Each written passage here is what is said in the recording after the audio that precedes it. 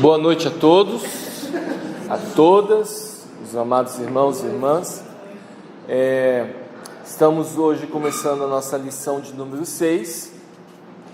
Confesso a vocês que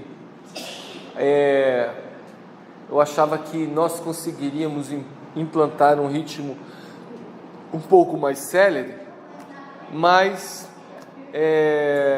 exatamente, para quê? Ninguém tem pressa. Não temos pressa, vocês estão gostando, a gente está se aprofundando sem ser ao mesmo tempo profundo demais, mas ressaltando, reforçando alguns textos que têm uma maior densidade, gastando um pouco mais de tempo em cima deles. Então, como vocês estão gostando, porque se vocês quiserem assim, não, Luiz, vamos botar mais ligeireza, aí a gente muda a dinâmica um pouco da aula. Então, eu quero perguntar para vocês se a dinâmica que a gente está implantando está adequada, vocês estão gostando? Está ótimo. Está adequado? Não tem que acelerar e nem ficar mais devagar. Então Tá tá no ótimo. ponto certo. E além Deixa do eu mais, pedir tá no ao ponto meu consultor aqui, assessor Robert, você acha que está bom, está adequado, tem que ser mais rápido? Para mim tá bom, se todo mundo concordar também, então... Mas é político mesmo, viu? Oh, meu Deus do céu. Ainda olha para a Alessandra, é isso mesmo?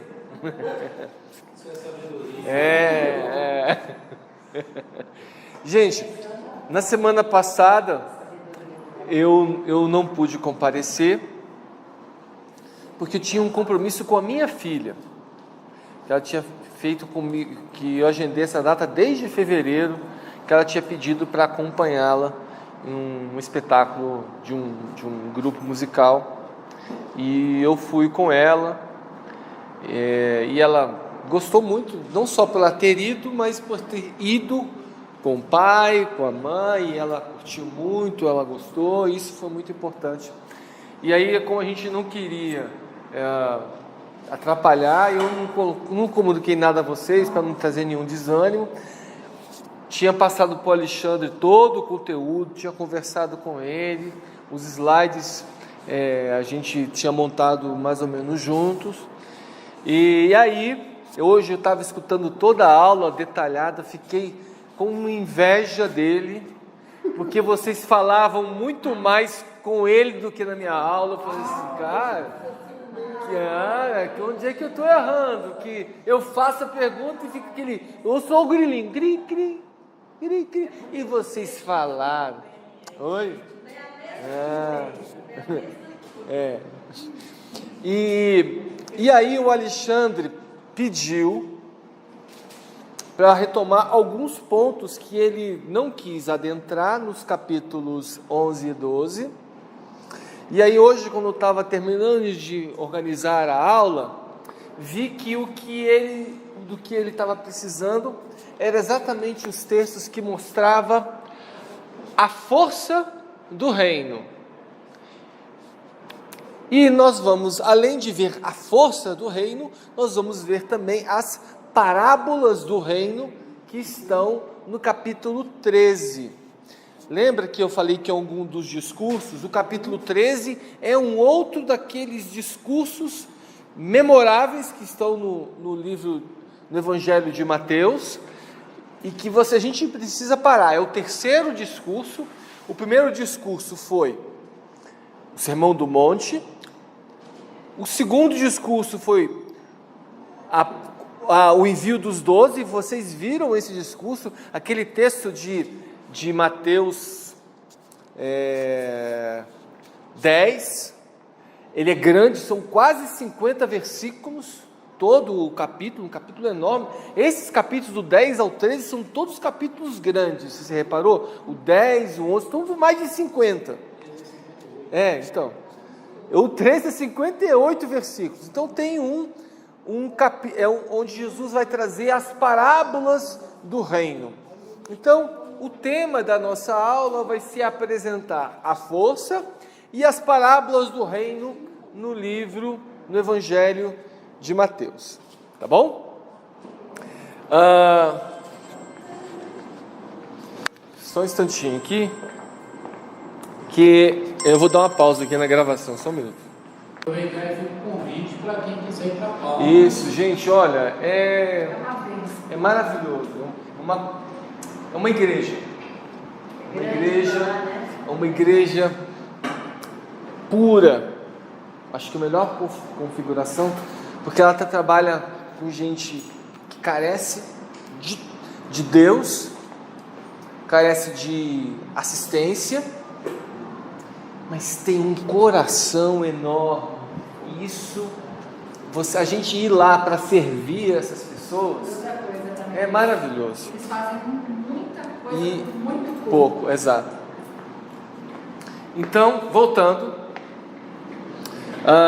nós vamos ver a força e as parábolas do reino, a força do reino e as parábolas do reino. Nós vimos lá no capítulo, pode botar o primeiro slide. No capítulo 11, a gente vai ver só primeiramente esse verso 12.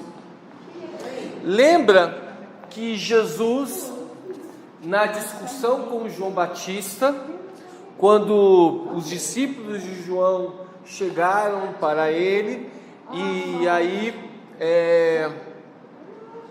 Jesus então começa a discorrer a respeito de João Batista, a respeito de que ele como Elias, etc. E aí nós temos esse versículo, o versículo 12, quando Jesus falou assim: desde os dias de João Batista até agora, o reino dos céus é tomado à força, e os que usam de força se apoderam dele. Alguém tem alguma tradução diferente dessa que eu coloquei? Aqui. Por favor. Desde os dias de João Batista até agora, o reino dos céus é tomado à força, e os violentos o tomam de assalto. E os violentos o tomam de assalto. Peraí. Como é que está a tua versão, Ruth? Porque todos os profetas, e desde os dias de João Batista até agora, se faz violência ao reino dos céus. Isso, continua. E pela força se apoderam dele. Se faz violência ao reino dos céus. Alguém mais tem outra versão? Diferente? Será que é diferente? Não sei, ué. Capítulo 11. Tá ali, ó, 11, 12. Vê se é diferente. Posso ler? Desde os dias de João Batista até agora, o reino dos céus é tomado à força, e os que usam de violência se apoderam dele. Os que usam de violência. Dilma, você está vendo aí a tua versão? Não, está diferente também? Pois não, Robert. Desde os dias em que João anunciava sua mensagem até hoje, o reino do céu tem sido atacado com violência, e as pessoas violentas tentam conquistá-lo. E aí, que mais? É Igualzinho. da sua mulher. Irmão, tem mais alguém que tem alguma versão diferente? O senhor tem uma versão diferente ou igual a que já foi lida? E desde os dias de João o Batista até agora, se faz violência ao reino dos céus, e pela força se apoderam dele. Isso. Não, é diferente. Vocês perceberam que as traduções diferentes levam a gente a ter compreensões diferentes sobre esse versículo. Eu fiz questão de trazê-lo, por quê? Desde que eu tenho estado congregando aqui na Vinha, eu escutei muitas pessoas fazendo uso dessa expressão. O reino dos céus é tomado à força. E aí eu ficava sempre perguntando, vem cá, qual é o sentido em que essa pessoa está usando essa expressão? Por quê? Esse conceito, essa afirmação, só está citado em Mateus. Os outros evangelistas sinóticos não fazem referência a ela. É a única referência que faz observação de o reino de Deus é tomado à força, está nesse versículo. E aí, de repente, eu estava ouvindo assim, não aqui na igreja, mas algumas pessoas fazendo uso desse versículo para fazer toda uma proposta doutrinária só por ele. E eu acho ele muito frágil você usar esse versículo apenas para isso. Então aí eu fui me adentrar mais a estudar esse trecho e ver as diversas opções de interpretação que existem nele e os conceitos que estão por trás. Basicamente, o que me incomoda mais é que algumas pessoas, quando falam o reino dos céus é tomado à força, diz o seguinte entendimento, de que eu preciso fazer alguma coisa para chegar ao reino dos céus. E aí, quando dão esse entendimento, é um entendimento, ou seja, se eu vou entrar no reino do céu é para eu ser salvo. Então é aquela questão de que, para eu alcançar a salvação, eu tenho que fazer algo. E aí, esse conceito que a gente encontra na palavra de Deus, e que nós temos uma responsabilidade da nossa vida espiritual, nós somos responsáveis por manter, já vou te dar a palavra, Dilma, nós temos responsabilidade para a gente buscar a Deus, buscar a santificação e etc., para manter a nossa santidade diante do Senhor. Contudo, a gente também não pode dizer de que a responsabilidade para eu entrar no reino dos céus é exclusivamente minha, porque ninguém se salva, nós somos salvos por Ele, entendeu? É Deus que nos salva, não somos nós que nos salvamos, Deus é que salva a gente. Pois não, Dilma, você quer fazer uma observação, uma pergunta? Tem um versículo que fala que estreita é a porta que leva à salvação, Isso. e espaçosa é a porta que leva à perdição. Isso. Lá. Isso. Não sei exatamente onde que está. A gente falou isso, e está um texto anterior, está no capítulo 7 de Mateus. Pois não? Isso não tem a ver com as pessoas que se esforçam, significa as pessoas que se santificam, que faz amortecer os seus desejos e tudo. Sim, eu tô entendendo o que você está dizendo. Não é isso que quer dizer. Aqueles que se esforçam é que também, vão ganhar o reino. eu sei. Eu estou falando que eu estou trazendo todas as compreensões.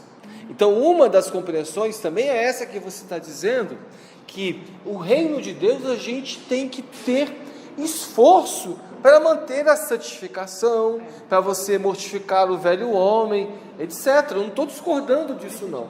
O que eu estou falando é que há pessoas que pegam esse texto para dizer que eu preciso me esforçar, porque senão eu não vou ser salvo. A minha salvação depende do meu esforço.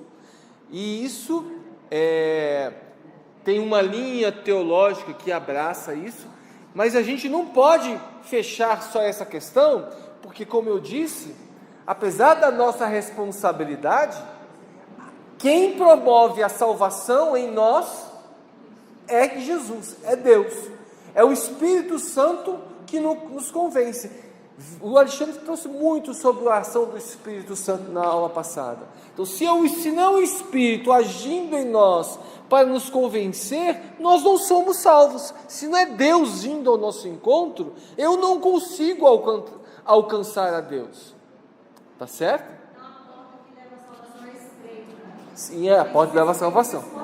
É o que eu estou dizendo, é o que eu estou falando. A porta que leva à salvação é estreita, tem que se esforçar, mas não é esse o conceito que a porta estreita está dizendo. A porta, quando fala que é estreita, porque diz que larga o caminho da perdição, ou seja, a perdição ela vai te oferecer muitas opções. Agora, a porta estreita, que é Jesus, só é uma opção, que só é Jesus. O que é o único caminho? Quando fala de conceito de estreito aí, que eu só tenho esse caminho, eu não posso desviar nem para a direita, nem um pouquinho para a esquerda, porque senão eu saio da rota. Já o caminho da perdição ele é largo, ele é amplo. Então eu posso ser atleticano, corintiano, cruzeirense e flamenguista, e também gremista. Não, não. Pelo amor de Deus, né? Se não dá. Seja atleticano, né? Isso. Só atleticano. Ou então seja flamenguista. Mas você ser atleticano, goiano, porque torce pro Goiás é goiano, né? Atleticano, goiano, mexicano, tem cara que torce pro México, mas enfim, não, você tem que escolha. Se precisa tomar uma escolha, uma decisão, aí que vem a questão da porta estreita. Mas a questão do esforço para você ganhar a salvação, não é essa conotação que Jesus coloca, mas existe ao mesmo tempo um esforço para nos mantermos no reino. Por quê? Porque este mundo é totalmente contrário ao reino de Deus. Tudo que esse mundo oferece que é contra o reino, ao nos posicionarmos a favor do reino, você vai encontrar uma brutal reação contrária. E aí que talvez dá um sentido que algumas traduções que viram de que quem está no reino, algumas traduções que vocês leram bem, enfrenta grande força violenta, contrária. E aí esse é um sentido que pode ser desse texto?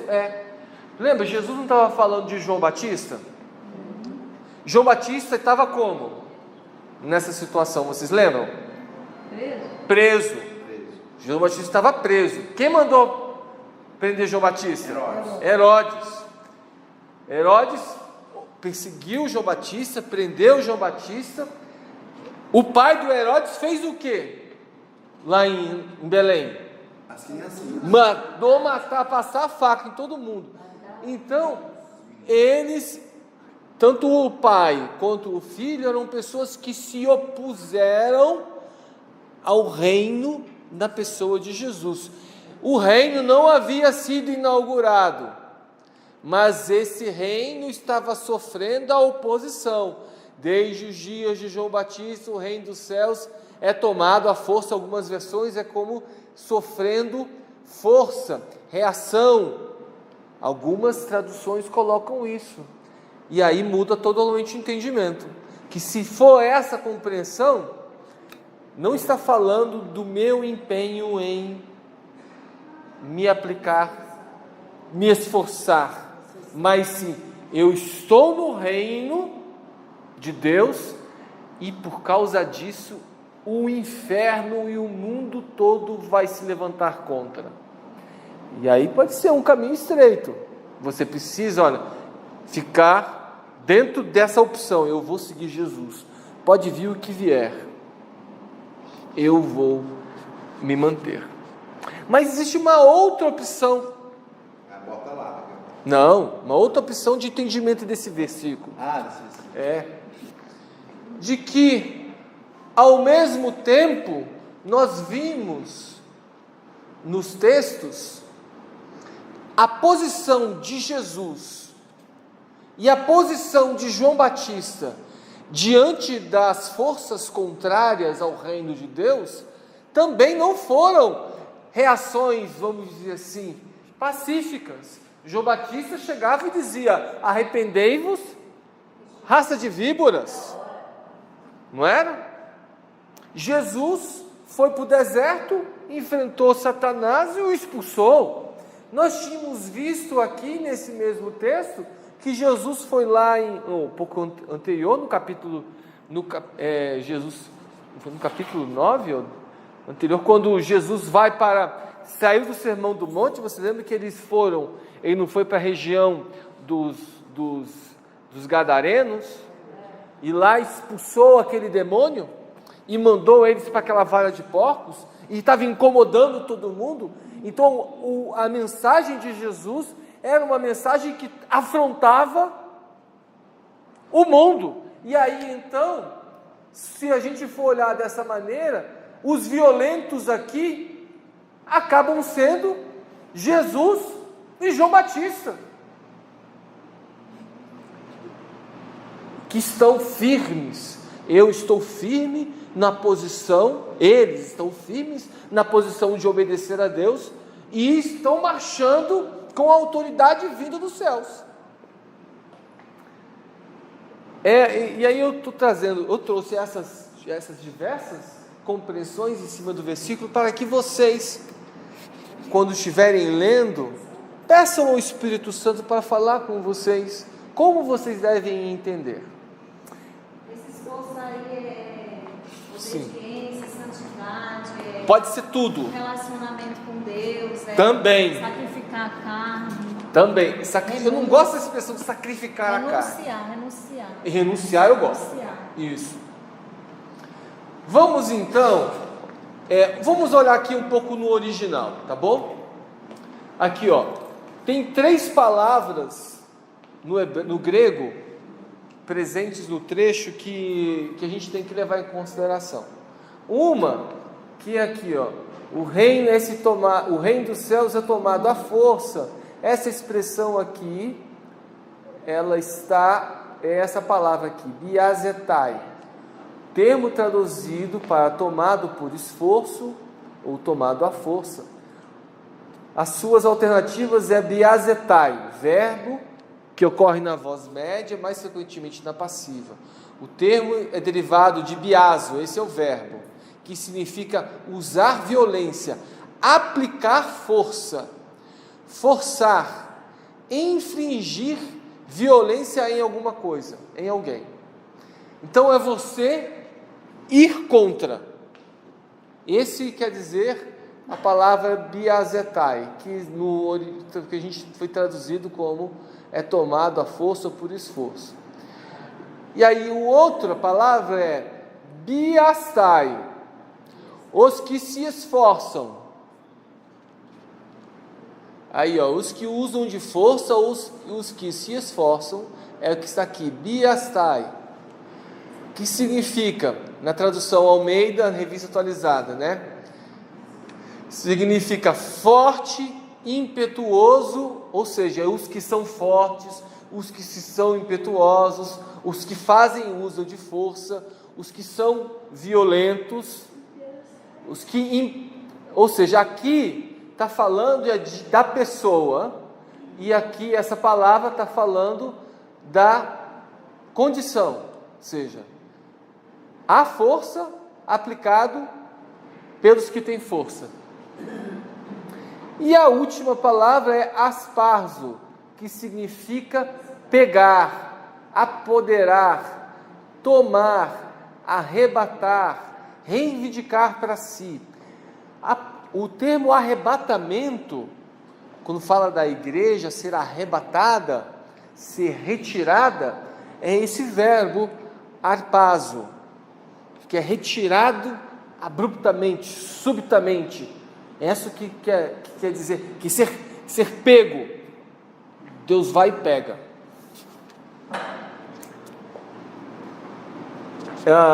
Pode passar a próxima lâmina, Robert, por favor.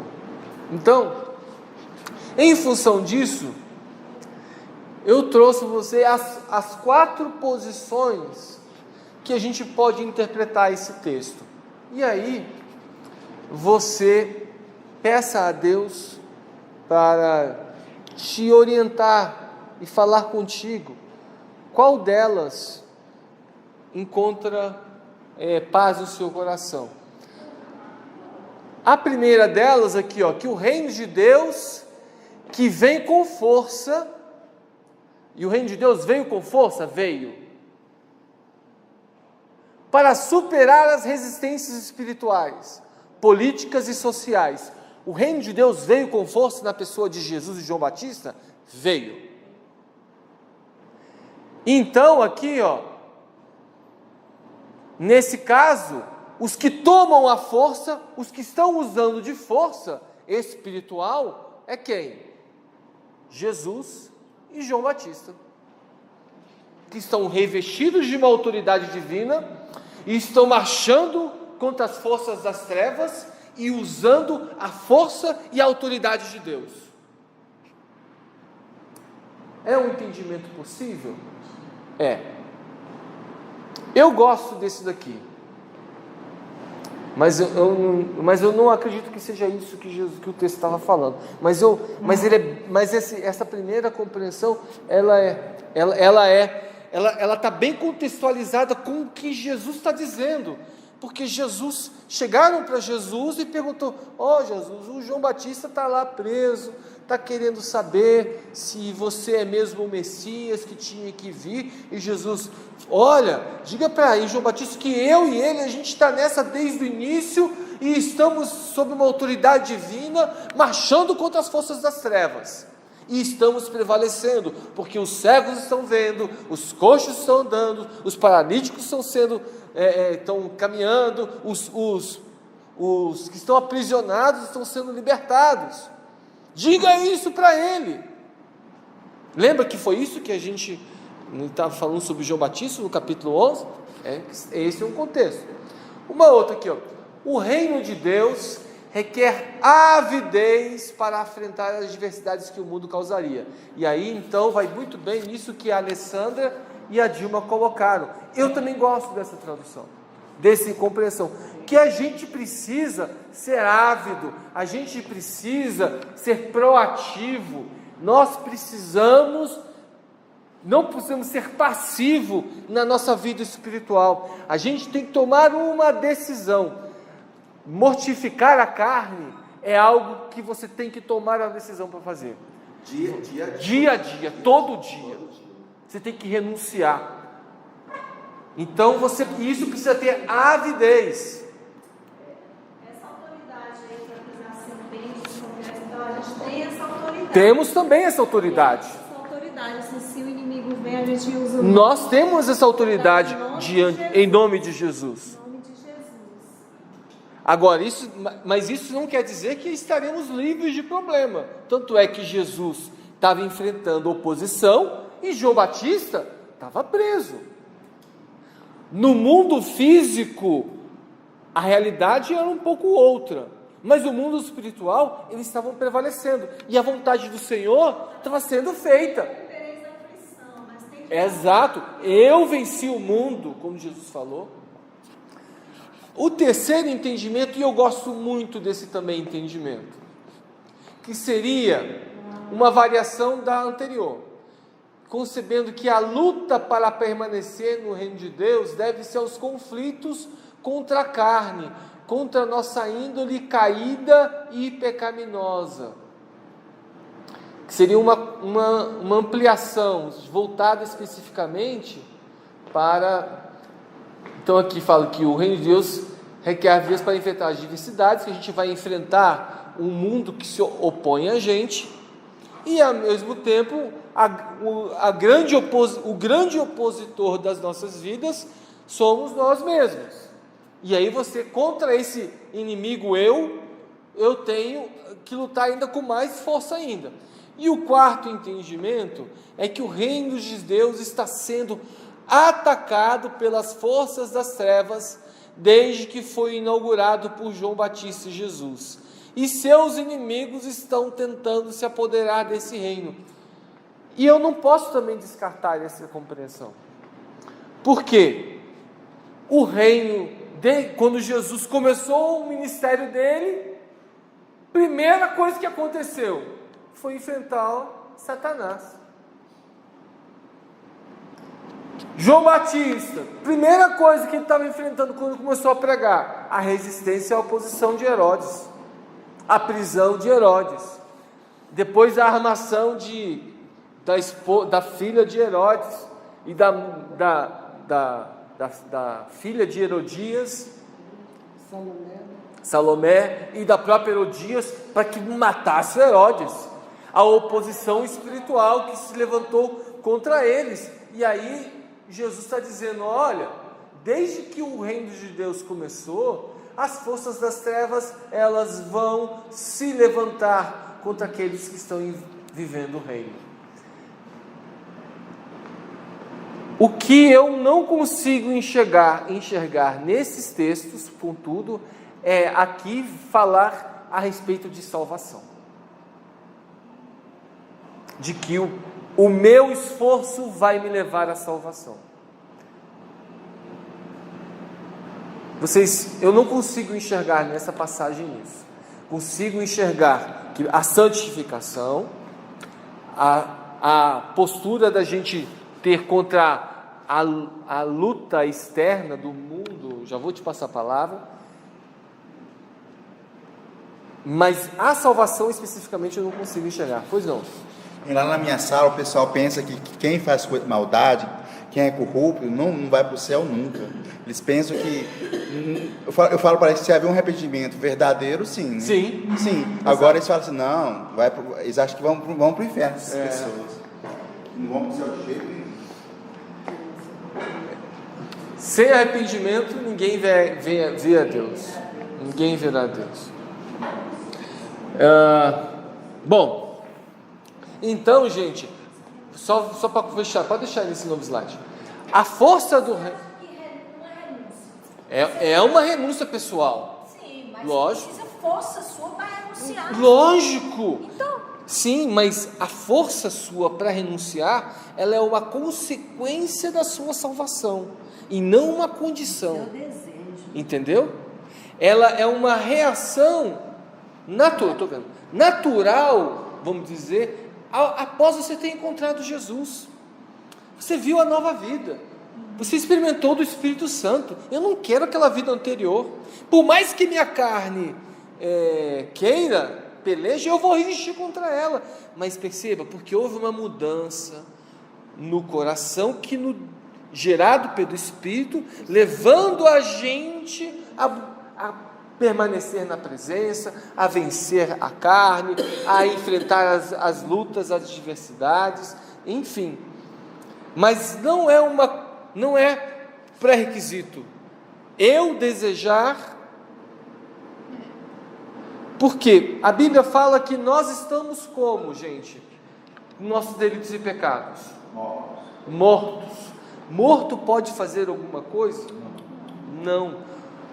Para ele fazer alguma coisa, é preciso vir vida sobre ele. E quem traz a vida é o Espírito de Deus.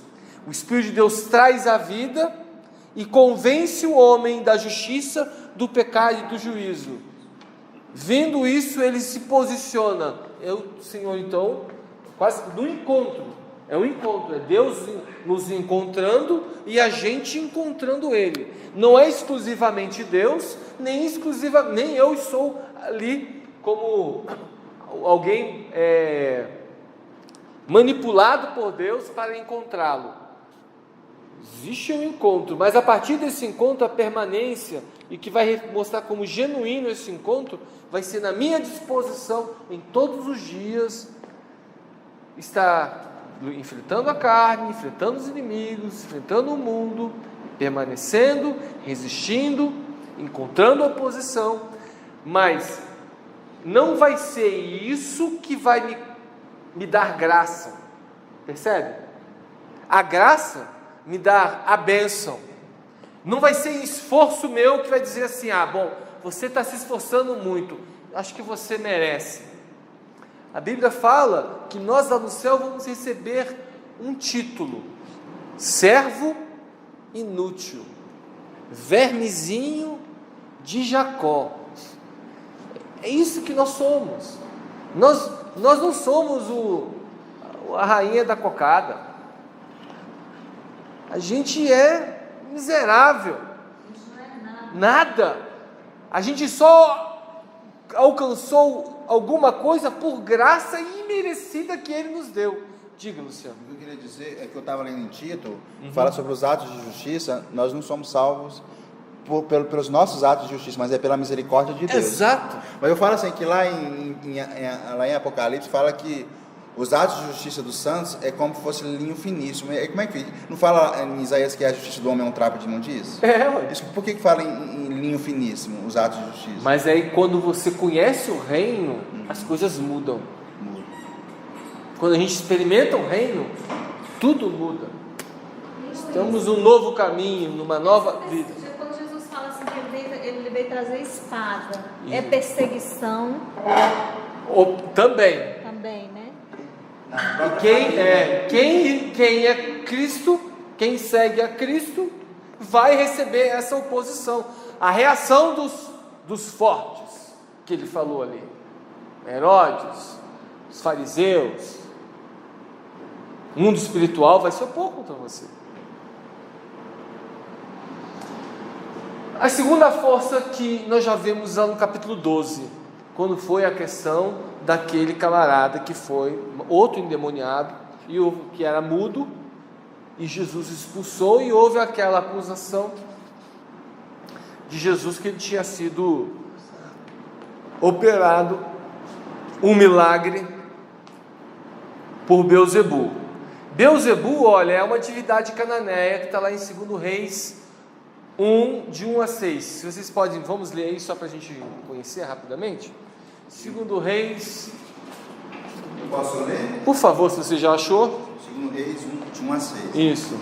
Depois da morte de Acabe, revoltou-se, é isso? Isso, pai. Moabe contra Israel, e caiu Acasias pelas grades de um quarto alto em Samaria, e adoeceu. Enviou mensageiros e disse-lhes: Ide consultai a Baal-Zebub, Deus de Ecrom, se sararei dessa doença.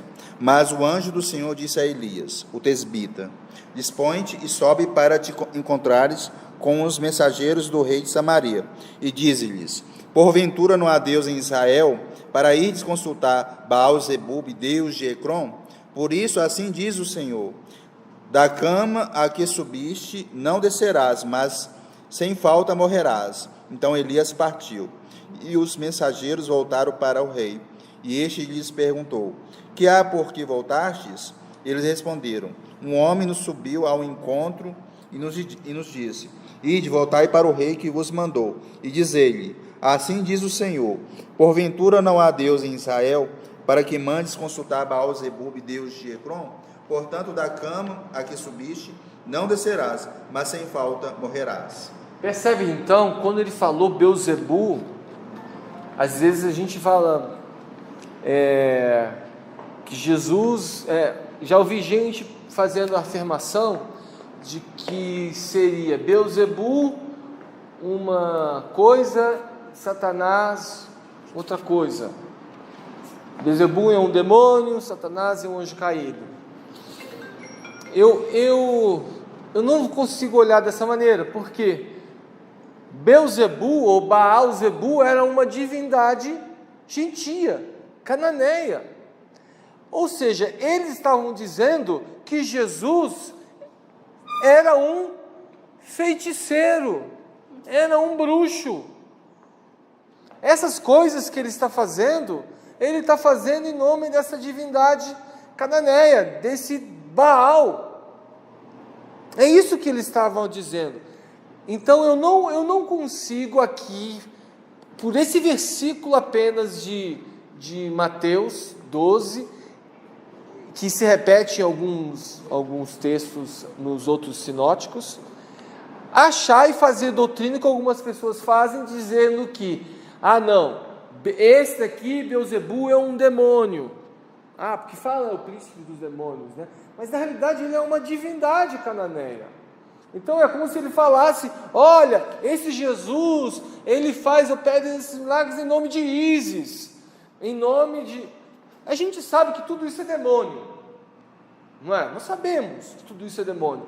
Mas daí para as pessoas fazerem, para ficarem discutindo, tem Lúcifer, tem Apolion, tem Satanás, tem Beelzebu, e tentar... Essas coisas, gente, que estão no mundo espiritual, que a Bíblia fala, a gente tem que ficar só com aquilo. Há um versículo em Deuteronômio 29, que na reunião dos homens eu falo muito, que diz em rápidas palavras o seguinte: aquilo que é revelado pertence a nós, aquilo que não é revelado pertence a Deus. Se você não tem acesso a esse mundo espiritual, se você não vê esse mundo espiritual, se você não peleja nesse mundo espiritual, porque quem peleja no mundo espiritual por nós são os anjos. Os anjos de Deus pelejam pela gente. A gente está andando no carro, dirigindo. Não são os santos, né? Os anjos do Senhor. Os anjos do Senhor. Está dirigindo, e aí o anjo vai, separa a moto que ia bater em você, o outro cara que ia assaltar, o negócio que ia pegar no seu carro, o camarada que ia jogar uma pedra. O anjo do Senhor, cabo dia, estão todos os anjos lá, tudo baixo. O que foi? Rapaz, hoje estava com o Lincoln na viagem daqui para Palmas. Estou todo arrebentado, porque rapaz, ele veio de cada uma. Né? Mas por quê? Eles fazem isso aonde? Numa dimensão que a gente não vê, não compreende, não acessa. O que o mundo espiritual, que nós temos na palavra revelado no espiritual, que está ali escrito, amém. A gente vai compreender. Agora, dizer como é que acontece, como é que é isso, como é que é aquilo. Descrever, né? Não adianta, gente. Não adianta. Entenderam? Oi, pois não. Eu venho aqui na casa de Deus, eu me encho do Espírito Santo de Deus. Depois Certo. eu vou num desses negócios que tem esses deuses aí. É tipo um porco que voltou pro chiqueiro. Lógico que não. Não? Assim, você foi lá para quê? Você se encheu do Espírito Santo Sim. e foi lá. Fazer o quê? Pois é, para que você vai lá? Não, aí sim. O que estou falando é, por exemplo, você veio aqui para a igreja buscar. Aí você, digamos, mora num sítio e para chegar no seu sítio você tem que passar por um terreno que é o vizinho, que a frente dele é um terreno de macumba. E aí você, vou passar ali na frente e vou me contaminar. Não, não é nada disso. Não, Você ficar frequentando esses diversos lugares, para mim o que acontece? São pessoas que não conheceram de fato Jesus. Então é tipo assim, você se limpou e depois é tipo um pouco que Até acho que ela nem se limpou. nem se limpou. Porque quem conhece a Jesus verdadeiramente, não vai voltar a beber água suja. Não é? Então, Jesus chegou e expulsou aquele demônio. O que a gente percebe nesse texto, primeiro, é que se você for observar, parece que o ato de expulsar demônios, os fariseus também faziam. Eles também executavam. Se expulsavam ou não, o texto não fala. Tá? Mas o que nós percebemos aqui, o que a gente tem que guardar com o princípio da força do reino de Deus, é que nós temos autoridade dada por Deus para fazer isso. E Luiz, como é que você vai expulsar se você faz a vontade do demônio? Não, você não tem autoridade. Por isso, Dilma, que a autoridade não está no nome de Jesus, mas está em nome de Jesus. Essa diferença ela é muito grande, porque olha só, quando eu vou a algum lugar em nome de alguém, ou em nome de Jesus, quem é que me mandou àquele lugar? Jesus. Eu estou ali em nome dele, sob a direção dele. Então eu estou com a autoridade dele. Em nome. Eu cheguei aqui em nome de Jesus. Quem me mandou aqui foi Jesus. Eu não vim aqui porque eu estava com vontade, porque eu queria te ver. Eu vim aqui porque Jesus me mandou. Isso é em nome de Jesus. Agora, e a autoridade então não está no nome de Jesus. Lembram que está escrito lá em Atos, no capítulo 19? Nós temos a história de Paulo, estava em Éfeso, aí um pessoal viu lá Paulo expulsando um demônio. Aí os caras ficam assim, cara, olha só esse negócio aí, expulsar demônio deve dar um dinheiro bom. Foram, viu o primeiro demônio que viram lá, o cara está endemoniado. Chegou e disseram, eu te expulso em nome de Jesus que Paulo prega. Eles usaram o nome Jesus como um nome mágico, um nome poderoso? Usaram. Mas qual foi o resultado? O demônio disse para ele, cara, olha, eu sei quem é Paulo e sei muito bem quem é Jesus, mas e vocês? Quem são? E aí diz que o endemoniado cobriu os caras de pancada, deixou eles pelados. Porque a autoridade para expulsar demônios não está no nome Jesus, mas você está em nome de Jesus. Eu vou compartilhar uma experiência que aconteceu comigo. Tá? Eu tinha 17 anos de idade. Foi a primeira experiência espiritual que eu tive com o endemoniado. Eu tinha chamado para dar uma palavra na reunião de jovens na Assembleia de Deus ali da 611. E aí eu tinha levado uma palavra de que a gente não pode ser preguiçoso nas coisas do reino de Deus, a gente fica obeso espiritualmente. Deus quer que a gente seja cheio, mas que a gente exercite a nossa fé. Aí um pessoal chegou lá e falou assim, ei pregador, vamos com a gente lá evangelizar lá no CONIC? Eles chegaram para me desafiar mesmo, né? Eu falei assim, vamos embora. Aí eu fiz contato com meus pais, falei para eles, olha, vou demorar para me chamar para participar desse evangelismo que vai ter hoje à noite, era um sábado, lá no CONIC, o pessoal depois vai me levar em casa. Aí meus pais autorizaram. Aí eu fui. Nós fomos lá, falamos, né, um ambiente terrível,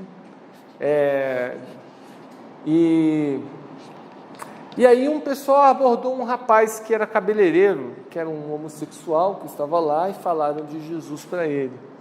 E aí ele pediu oração. Quando nós fomos orar com ele, o camarada ficou endemoniado. E saiu correndo pela rodoviária, a gente estava no piso inferior, foi ali para aquele gramadão que tem em frente à rodoviária, e aí o pessoal foi e alcançou, e todo mundo sai em nome de Jesus, mão para trás, não sei o que, sabe aquela coisa toda? E nada que acontecia, né? De repente eu vi esse homem, ali no gramadão que tem ali, tinha antigamente umas buganvílias enormes, não sei se, assim, o senhor Natécio lembra, mais ou menos no nosso tempo, assim, senhor Natécio. Umas buganvílias enormes assim que tinha, e esse cara começou a mastigar o galho da buganvília, e o buganvília tem uns espinhos enormes, e não sentia nada, e a gente orava e não sei o que, e ele tinha horas que voltava a si, e depois ficava fora de si novamente, endemoniado. Numa dessa que ele estava mais tranquilo, e a gente o povo já estava rouco de falar, sai em nome de Jesus, sai, expulsa, mão para trás, não sei o que. Eu abracei aquele homem e fiz a seguinte oração: Senhor, eu amo esse o nome dele acho que era Roque, não sei, eu amo o Roque, liberta ele agora, Senhor, porque eu o amo. Esse cara começou a chorar, se ajoelhou, e aquele espírito foi embora. Depois eu fiquei assim, mas espera aí, eu não falei, sai em nome de Jesus, mas o que eu fiz com aquele homem, eu fiz em nome de Jesus. Percebe? Então, quando você está em nome de Jesus, as trevas, elas se vão. Ficou claro? Amém? E aí foi no capítulo 12 que Jesus, então, quando coloca essa questão da discussão sobre a gente expulsar demônios, né? Expulsar demônios seria como enfrentar o homem forte. Não são as palavras, são ações. É pelo fruto de Deus em nós que amarramos em nome de Jesus as forças das trevas e prevalecemos. Amém? Mas se não tiver em Jesus e for expulsar, Não, tu vai apanhar. vai apanhar. Vai ser envergonhado. Vai ser envergonhado. Vai. Próximo, por favor. Vamos lá. E aí então vamos ao Mateus 13, o discurso de Jesus, o terceiro discurso. E aí fala nesse texto, abre aí por favor no capítulo 13, que é uma introdução que Jesus vai falar em parábolas. É a primeira vez que aparece essa expressão no Evangelho de Mateus. Que vem? Tá, onde está isso aí no capítulo 13? Está logo no início. Não. Quando fala que ele falou em parábolas. 13. Leia, por favor. E falou-lhes muitas coisas por parábolas, dizendo: eis que o semeador saiu a semear. Bom, por que Jesus estava falando em parábolas? Porque ele estava sofrendo toda essa oposição. Oposição espiritual, oposição dos fariseus, oposição dos herodianos, oposição dos saduceus, toda aquela oposição espiritual. E aí então, como uma estratégia para alcançar aqueles que precisavam ouvir do reino, Jesus fala em parábolas. E aí, a palavra parábola vem do grego parábole, que significa disposição lado a lado, portanto, comparação ou ilustração. Abre aí, Salmo 78, 2 e 3. Achou? Pode ler, por favor, Robert. Pois falarei com vocês por meio de provérbios e explicarei os segredos do passado. São coisas que ouvimos e aprendemos, coisas que os nossos antepassados nos contaram. Esse é o sentido de Jesus estar também falando em parábolas, cumprindo uma palavra do Salmo 78. Até o capítulo 12, Jesus ainda ensinava nas sinagogas, a não ser quando estava no Sermão do Monte. Agora, abertamente, estava no meio aberto falando para as pessoas. Então, em função disso, ele precisava, para não aumentar a resistência espiritual, porque o Alexandre falou muito bem na última aula, para não aumentar a tensão para que levasse ele à prisão, Jesus fala em parábolas. E tem um outro motivo: é mais fácil você guardar uma história do que um conceito. É muito mais fácil. Por exemplo, vocês vão se lembrar com muito mais facilidade essa experiência que eu contei, de que eu abracei uma pessoa e o amor que eu tive por ela é que levou ela a ser liberta em nome de Jesus, do que propriamente aonde é que está escrito. Percebe que a gente guarda muito mais a história contada? E a parábola revelava a verdade a quem a desejava e escondia de quem não queria vê-la. Isaías 6, de 9 a 12. Vamos ler isso que Jesus falou? Porque achou também, Robson? Cara eficiente, viu? Isso que é assessor. Por favor. O Senhor Deus me disse: vai e diga ao povo o seguinte: vocês podem escutar o quanto quiserem, mas não vão entender nada. Podem olhar bem, mas não enxergarão nada. Isaías: Faça com que esse povo fique com a mente fechada, com os ouvidos surdos e com os olhos cegos, a fim de que não possam ver, nem ouvir, nem entender. Pois, se pudessem, eles voltariam para mim e seriam curados. Até quando isso vai durar? Eu perguntei. Ele respondeu: até que as cidades sejam destruídas e fiquem sem moradores, as casas fiquem completamente vazias e os campos sejam arrasados. Perceba então que o fato de Jesus estar falando em parábolas, que ia endurecer o coração dos fariseus, era também um cumprimento profético daquilo que estava nas Escrituras. Ou seja, aqueles que iam estar com Jesus para testá-lo, para aprová-lo, para enfrentá-lo, Jesus está lá, vamos lá, quero ver o que ele vai dizer agora. Aqueles que recriminaram por ele estar dizendo que ter curado no sábado, não é? Então, esses que iam para lá, quando ouviam o que Jesus estava falando em parábolas, eles estão lá fazendo assim: você entendeu o que ele falou? Cara, não entendi nada. Né? A Renata fala assim: amor, quando às vezes está dando na Globo News o pessoal lá do Supremo Tribunal Federal, algum julgamento, eles falando, ela diz assim: meu bem, esses caras falam, e a gente não entende nada, mas eles fazem questão de falar para a gente não entender. Era mais ou menos assim que Jesus fazia.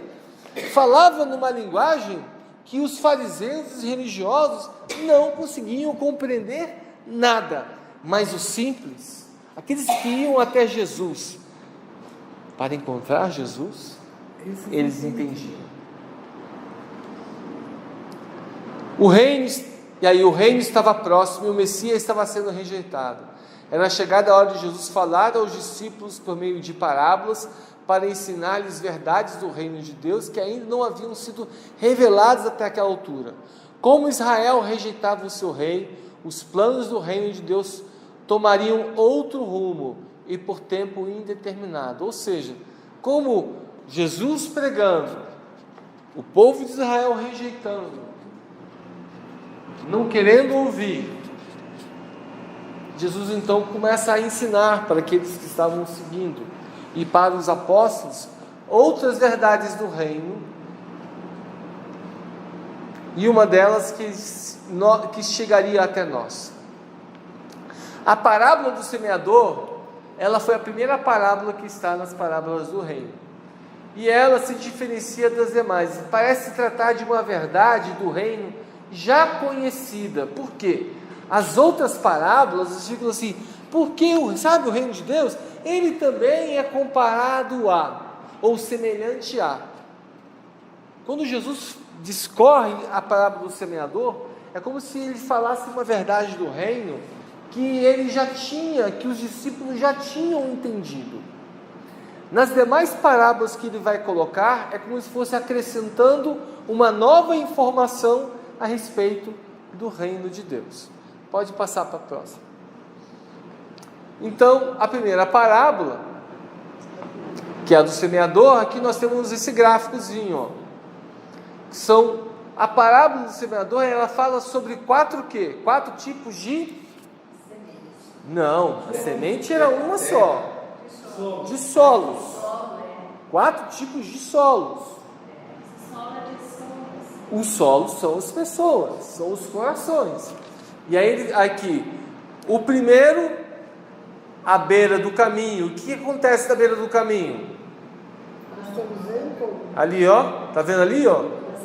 Isso, passarinho vai lá e as aves comem. É a pessoa que deixou aquela palavra que há raízes, aí vem o diabo e rouba aquela palavra. Isso, é o que Jesus explica. Jesus explica isso. Aí, ó, ali está escrito assim, ó. Eu vou ler para vocês, tá? Vou ler aqui que está melhor aqui no meu, que está pequenininho. Mas aí vocês vão, quando tiver a imagem lá, vocês vão conseguir ler melhor. Aí só dá um zoom, aumenta. Deixa eu botar aqui. Feio esse, rapaz? A ideia mais é de um corvo mesmo, que é um pássaro quase carniceiro, oportunista. Vamos aumentar aqui, então. Pronto. Só um minuto. Então, ó. À beira do caminho é quando semeava, e parte da semente caiu ao pé do caminho, e vieram as aves dos céus e comeram. A outra, é o que está escrito aqui, tá? A outra são aquelas que caíram em meio aos espinhos.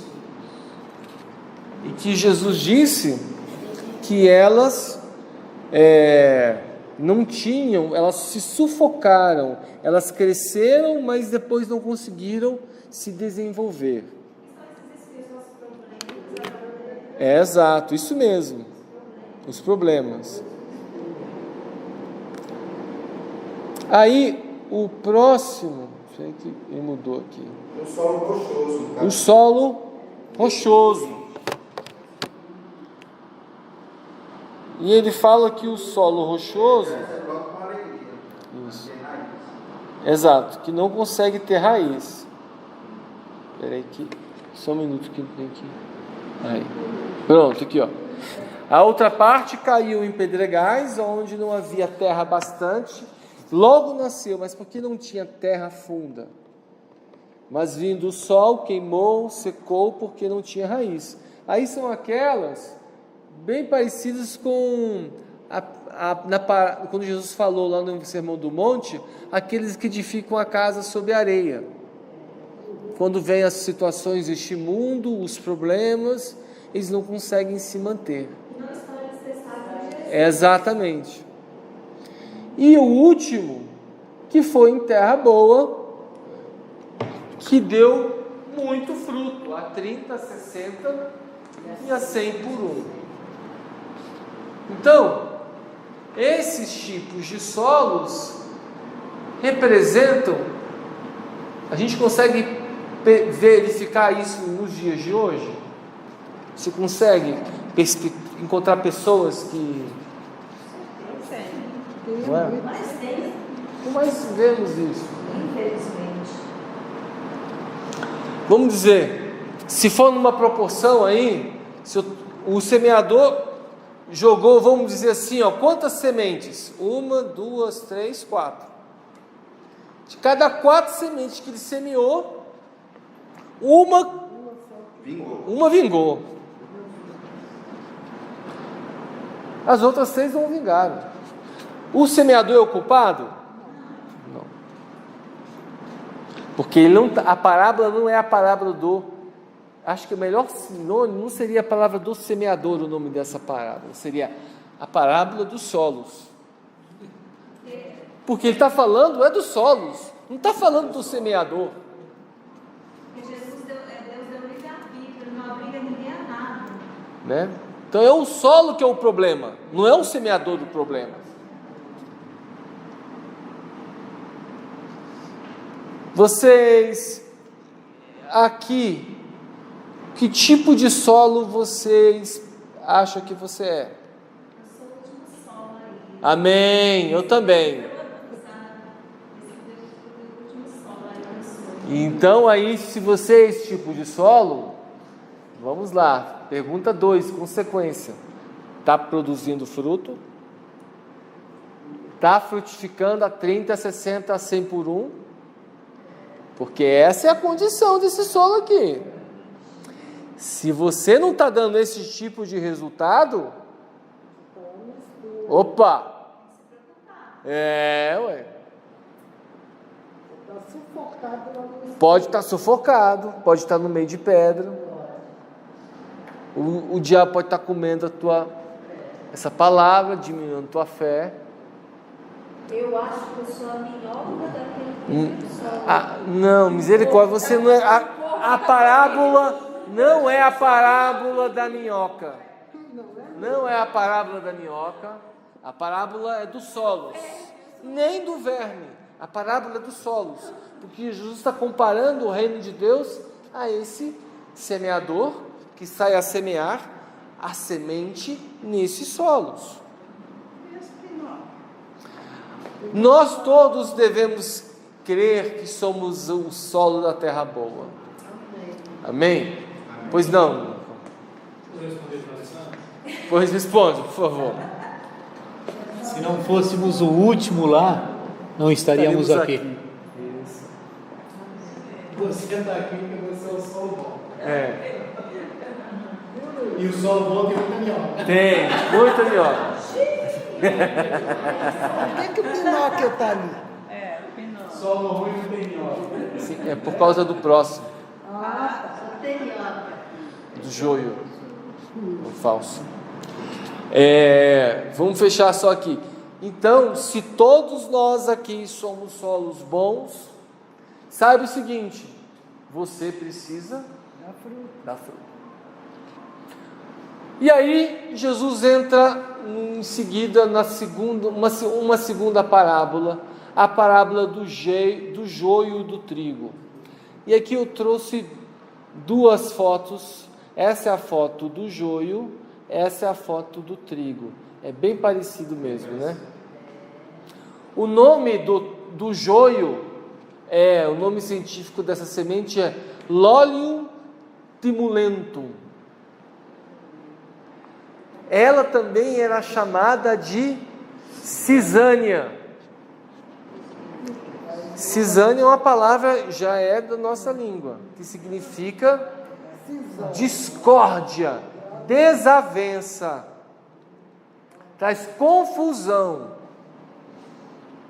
Na parábola, Jesus disse que durante a noite o inimigo chegou e semeou, lançou essa semente para prejudicar o crescimento do trigo.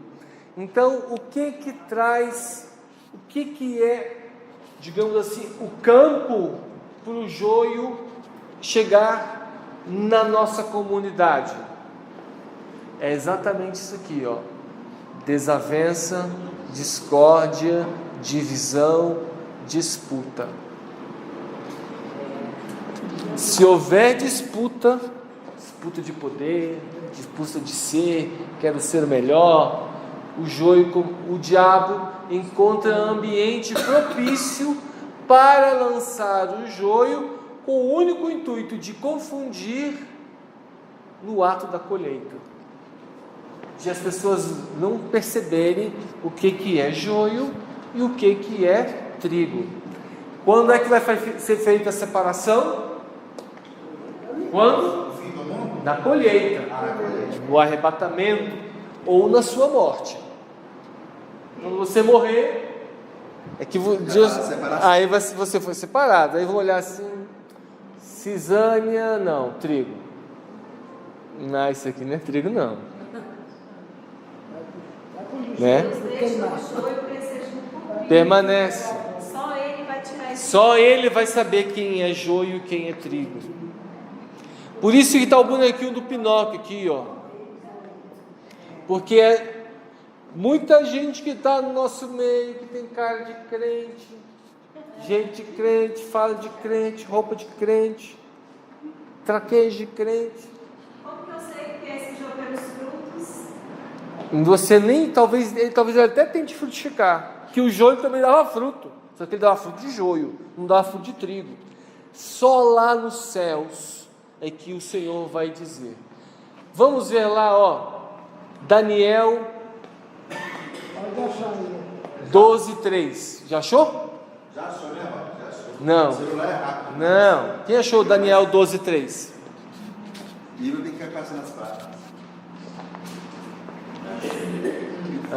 O que está escrito Daniel 12:3?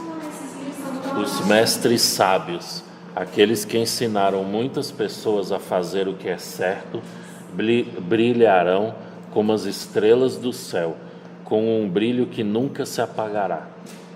Por que Jesus está dizendo exatamente isso? De que uma das formas, dizendo que os joios são os filhos do maligno, o inimigo é o diabo, o campo é o mundo, a colheita, o fim da era. O que está escrito no verso 43 aí de de Mateus? Está escrito o quê? No texto de 13:43, está escrito o quê? O que está escrito? Diga. Pode ler. Não, vai. Gente. Diga. Então os justos resplandecerão como o sol no reino do seu Pai. Quem tem ouvidos para ouvir, que ouça. Então, esse texto 43 faz alusão a esse texto de Daniel 12:3, que a gente vai ser como as estrelas que vamos brilhar. Lá na glória, quando nós morrermos, é que esse grão vai dizer, realmente isso aqui é trigo do bom, tipo 1, farinha boa, entendeu? Que lição é essa que tem aqui de Daniel 43? O Daniel está falando do mestre sábio, aqui está falando do espírito mal? Não, é que tudo de Daniel ou de coisa? Não, ele está dizendo, não, é que aqui 43. Em 43 aqui, é em relação a 12:3 fala em relação ao 43. Você não leu aí que nós vamos brilhar como a luz, etc? Isso. Então, esse que vamos brilhar com a luz será o trigo, entendeu? Mas ele fala o versículo, o meu 43 fala assim, ó, Jesus continuou: quando um espírito mau sai de alguém, anda por lugares sem água procurando onde Mas descansar, qual capítulo isso? mas não encontra. Mateus. Mateus 13:43? Ah, não. 13, cara. Não o 12. O assessor está equivocado, gente. Perdoe. Está dormindo. Passa o próximo slide, Robert, por favor. A próxima parábola foi a parábola do grão de mostarda. Foram mais duas parábolas que Jesus trouxe. E aí no grão de mostarda fala que apesar de toda a oposição espiritual contra o desenvolvimento do reino, seu crescimento será inevitável. Que ele falou que, lembra que falou, aí ele usa um termo semelhante. O reino de Deus é semelhante a um grão de mostarda, que é pequeno, mas ele vai crescer. Apesar da oposição espiritual, percebe que aí a gente entende que aquele texto lá de Mateus 11, dessa força do reino, esse reino não tem força, tem vigor, tem avidez.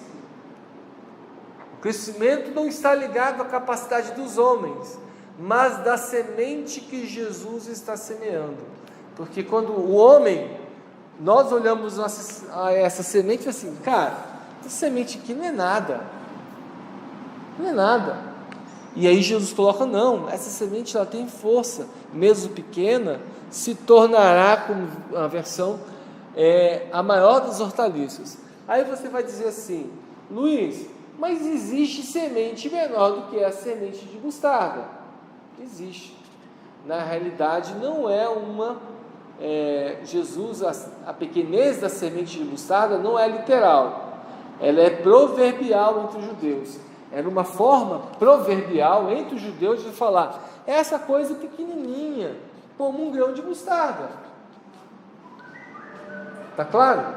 Então, o conceito para os judeus, quando falou da comparação, que era proverbial, era um ditado, como dizer assim, de conhecimento, de entendimento, ao comparar com a semente de mostarda como algo pequeno. E aí vem eu traço uma colocação, de que diz o texto que a semente ela vai, cresce, se torna uma árvore e ela abriga os pássaros. Quantos de vocês já ouviram dizer que os pássaros sempre é uma representação do mal? Já ouviu? Eu já. É Apocalipse, né? Também falo. Mas por isso a gente não pode... A gente sempre tem que pegar o texto e olhar no contexto. Na parábola do semeador, do pássaro era o diabo que comeu a semente. Mas aqui, o pássaro não significa o mal. E nós temos outros trechos na palavra de Deus, onde pássaro também não representa o mal. Eu não vou ler agora, vou deixar vocês lerem depois. mas o Salmo 104, 12 é aquele que o pardal encontrou casa, é andorinha para si, eu encontrei os teus altares, Senhor, Rei meu e Deus meu. Então nem sempre quer dizer que é ave, não tem ave, isso aqui, olha, é representação do mal. Não é. Tá certo? Ele foi batizado com a pomba. Foi uma pomba, foi lá. Não foi batizado com a pomba, não. Ele foi batizado com água. E uma pomba desceu sobre ele.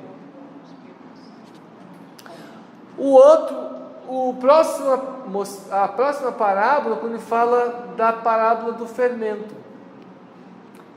E é a outra conotação que às vezes você encontra gente fazendo generalização, que também fermento sempre as pessoas interpretam como uma coisa ruim. Jesus até fala, cuidado com o fermento dos fariseus. Sim. Não é? Eles estão fazendo mal. Não é? É Mateus 13, O quê? Nós estamos em Mateus 13. Agora eu não sei exatamente do versículo não, mas é lá na frente. Você não falou disso aqui, não. Não, eu estou falando agora 33. 33. Eu estou lendo o que eu estou falando, cada uma das parábolas, entendeu? Do fermento? Agora essa parábola do fermento. Que apesar do fermento estar teologicamente associado ao pecado, nessa parábola a ideia de fermento é de crescimento. Que o reino de Deus é como o fermento que espalha, que ele vai crescendo, que ele vai ampliando e que uma vez colocado ele... Nas parábolas Jesus não se preocupa em defender conceitos teológicos. Ele preocupa em se comunicar com as pessoas, né? Comunicar com os simples. O fermento não era só diz o texto que o fermento não era usado nas festas dos pães. O fermento era extremamente utilizado entre os judeus e entre as festas judaicas. A única festa que não tinha fermento entre os judeus é a festa dos pães asmos, que antecede a Páscoa. O que significa esse fermento? Exato. Jesus, no texto da parábola do fermento, ele está falando que o fermento é o crescimento do reino. Mas em outros textos ele chega e fala para os discípulos, cuidado com o fermento dos fariseus, que é aquele pecado que influencia, que contamina. O que eu estou dizendo, o que Jesus está mostrando, é que nas parábolas ele não se preocupa em defender conceitos teológicos, ele se preocupa em dar exemplos para que as pessoas entendessem o alcance do reino. O crescimento, ele vai, quando nas duas parábolas do grão de mostarda e do fermento, quem vai operar esse crescimento será a ação do Espírito. Nós não podemos fazer esse crescimento acontecer. Quando eu boto o fermento na massa, pronto, vai ser natural, vai crescer. A semente da árvore, plantou, eu posso, não adianta eu fazer mais nada, ele vai crescer, porque é o Espírito que vai fazer isso. Próximo slide. E aí vem mais outras 3 parábolas. A parábola do tesouro escondido, a parábola da pérola e a parábola da rede. Quantos mais slides eu tenho aqui? Esse é o último? Tem mais algum? Tem mais um. Vamos correr. É que o último é só para concluir, exato. Então volta lá. Então, a parábola do tesouro escondido, não sei se vocês se lembram, o pastor Marcelo trouxe uma pregação, como está falando sobre o reino de Deus, no mês de fevereiro, se você estava aqui. Se você acessar aquele aplicativo da igreja, tem uma pregação dele que ele fala muito sobre essa parábola do tesouro escondido, que diz que o cara encontrou um terreno que tinha um tesouro escondido. O tesouro escondido, que vale a pena perseverar no reino de Deus, apesar de toda oposição. Ou seja, apesar de toda a resistência que a gente enfrenta nessa luta, quando você vai descobrir esse tesouro escondido. E diz o texto que o terreno onde o tesouro escondido foi encontrado não era de ninguém, ou era de uma posse desconhecida. Para ele poder usufruir daquele tesouro, o que ele tinha que fazer? Ele tinha que comprar aquele terreno. Ele tinha que ter a posse daquele terreno. Então, o que ele oferece? Ele vai, vende tudo, persevera, se esforça para conseguir ter aquela verba para comprar o terreno, para usufruir do tesouro. Aí a gente entende quando Mateus 11 fala do reino de Deus, que é conquistado à força. Você precisa se empenhar, você precisa se esforçar, porque esse reino vale a pena. Eu queria fazer um comentário. Pois não. Não tem um país que a pessoa não pode estudar a Bíblia, não. Eles estudam escondido, porque eles são muito perseguidos, né? Assim, porque a Bíblia é tipo um manual da vida, né? Porque assim, a gente não pode ler a palavra de Deus, assim, tudo que a gente lê, a gente tem que colocar em prática, né? Exato. Não só um país, são vários países. Vários países. Então a gente é privilegiado. Muito privilegiado. O que o reino de Deus nos oferece é uma vida até então oculta. A gente só descobre, ou seja, o tesouro, e está escondido. A cada dia a gente descobre uma beleza a mais no reino. Mas agora que a gente já conhece, ou tem conhecido, a gente ao mesmo tempo deve abrir mão de tudo para fazer essa vontade de Deus, que é esse tesouro. Esse é o conteúdo da parábola do tesouro escondido. E logo depois é a parábola da pérola. A pérola que é desejada não só pelo seu valor, mas pela sua beleza. Que há no reino de Deus belezas que vão além da oposição que podemos enfrentar. Do que Jesus está mostrando para nós é algo que transcende aquilo que a gente está vendo hoje em dia. Quando Jesus fala assim que andar as causas pontos, é o quê? Aí é um outro contexto. É um outro contexto.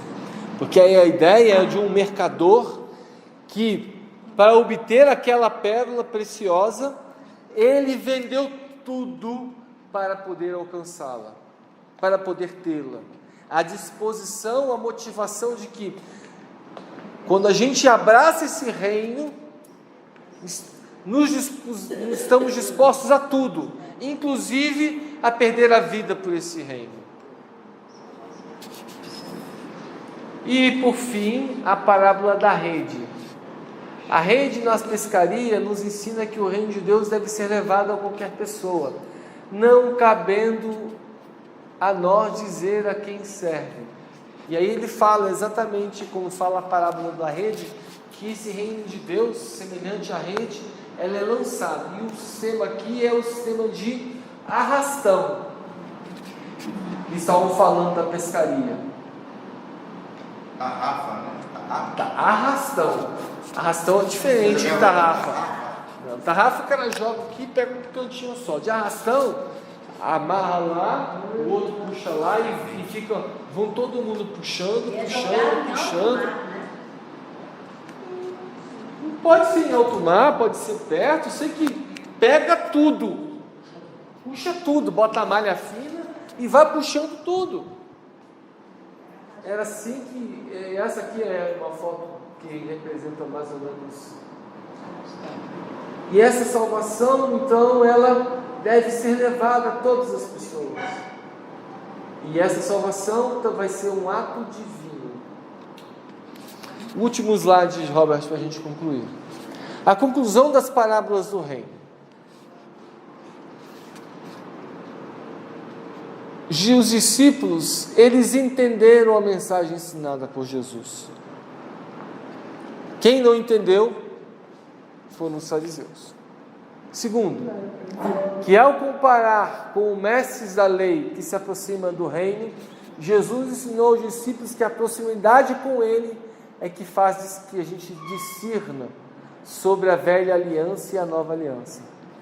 quando os fariseus foram confrontar Jesus, eles estavam exatamente confrontando aquilo que ele está falando. Peraí, mas não era isso que a gente foi dito para nós pelos antigos? E aí Jesus, em outras palavras, chamou os discípulos, porque essas parábolas Jesus falou em particular com eles. Quando a gente vive em intimidade com o Senhor, as verdades do reino são reveladas a nós. Mas se você não tem essa intimidade, você vai estar vivendo, você não vai ter esse entendimento, esse discernimento da nova aliança que Jesus nos oferece. E aí ele fala a respeito de Nazaré. O texto do capítulo 13 fala que Jesus não fez milagres em Nazaré. Fez poucos milagres em Nazaré. Por quê? Porque havia incredulidade. E quando Jesus estava falando com os discípulos, no capítulo 11, lembra, não sei se vocês estão lembrados, o Alexandre até falou, sobre o juízo de Sodoma e Gomorra, virá sobre Betsaida e Corazim. Eram duas cidades pequenininhas que ficavam perto de Cafarnaum, onde Jesus vivia. E o que parecia que em Cafarnaum as pessoas pararam para ouvi-lo, mas Betsaida e Corazim ninguém o quis ouvir, ninguém quis acreditar. E aí Jesus fala que um juízo maior viria sobre aquela cidade, maior do que em Sodoma e Gomorra. E no caso aqui, em Nazaré, onde Jesus havia nascido, era um solo ruim, em meio de pessoas que creram, de pessoas como seus discípulos. Ou seja, era um solo ruim, mas tinham pessoas que criam como os discípulos de Jesus. A mensagem se expandiu para fora da Galileia, ou seja, já que na Galileia ali não estava dando tanto fruto, a mensagem, independente de Jesus, ela estava se espalhando. O reino de Deus estava alcançando outros povos, outras nações, tanto pelos próprios discípulos, que deveriam se alegrar por estarem conhecendo esse reino de Deus. A mensagem estava se expandindo. E ali a imagem ali é só que a fé, a dúvida traz a fé, entre a fé e a dúvida, que a incredulidade traz angústia, mas a fé traz a manifestação do poder de Deus. Pois não? Você comentou esse Mateus 13, 11 e 12? Pois não, fala. Respondeu-lhe Jesus, porque a vós é dado conhecer os mistérios do reino dos céus, mas a eles não lhes é dado. Eu comentei isso quando eu falei que Jesus falaria em parábolas, e aí os fariseus não lhes será dado conhecer, mas os discípulos e as pessoas simples, ao ouvir as parábolas, eles entenderiam a verdade do reino. Porque está falando assim, pois ao que tem dar-se-lhe-á. Isso. E ao que não tem será tirado. Até o que tem será. Isso porque ele estava falando dos fariseus. Os fariseus, eles até tinham o conhecimento, mas até esse conhecimento que eles tinham a respeito do que eles poderiam ter a respeito de Deus, até mesmo esse conhecimento seria retirado por eles não estarem acreditando, seguindo Jesus. Já aqueles simples que não tinham nem conhecimento, seria dado graça e entendimento das coisas do reino, na simplicidade deles. Amém? Alguém tem mais alguma pergunta? Pois não, Robert. Esse versículo que fala assim, eu afirmo a vocês que no dia do juízo, cada pessoa vai prestar contas de toda palavra inútil que falou. Exato. Porque as suas palavras vão servir para julgar se você é inocente ou culpado. Que palavra inútil que são essas? É exatamente a palavra da incredulidade. Sim, a parábola da incredulidade. Viu, Robert? A palavra da incredulidade é que traz isso. Amém? Alguém tem mais alguma pergunta?